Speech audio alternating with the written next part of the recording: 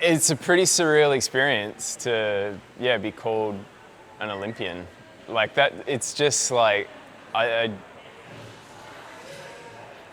what do you say to that? Like, it's such a bizarre thing. Like, we're in a sport that wasn't an Olympic sport when I started doing it.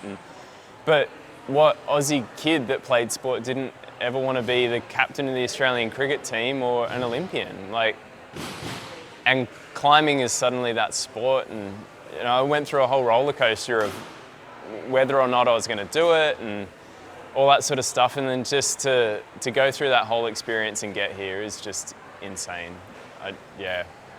But it's going to take a very long time to work out how it feels, other than just bloody brilliant. Oh yeah, best early Christmas present ever. Yeah, I think it was so surreal, and I didn't want to, like, everyone's like, it's you, and it's like, there's still one more kilometre to go. Like, I don't want to get my hopes up just in case something happens,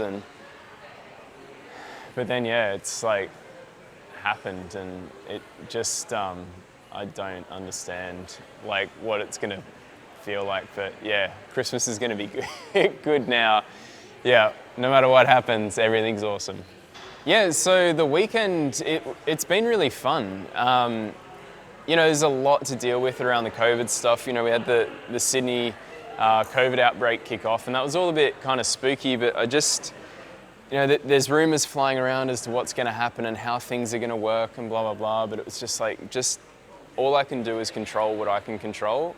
And that is when I step onto the wall, what I do there.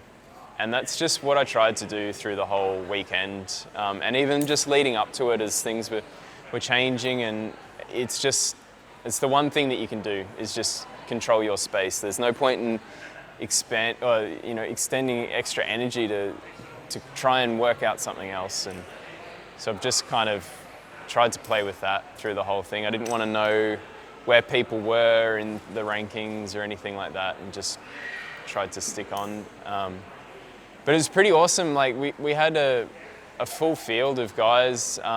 Campbell had to leave, unfortunately, after the speed, just to try and get home for the Victoria Border Cross.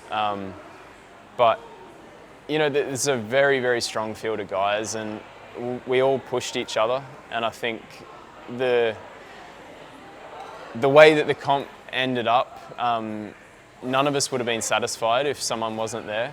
Like, we all, Tom Farrell and James especially, like, they really pushed me to do better and try harder and really just dig in when you didn't really want to. So it was awesome. And I think just like the teamwork as well, like, it's an individual sport, but gosh, it's been amazing to be a part of the Oceania team as well. Like, Chase is a good friend. He's the Kiwi climber for this event.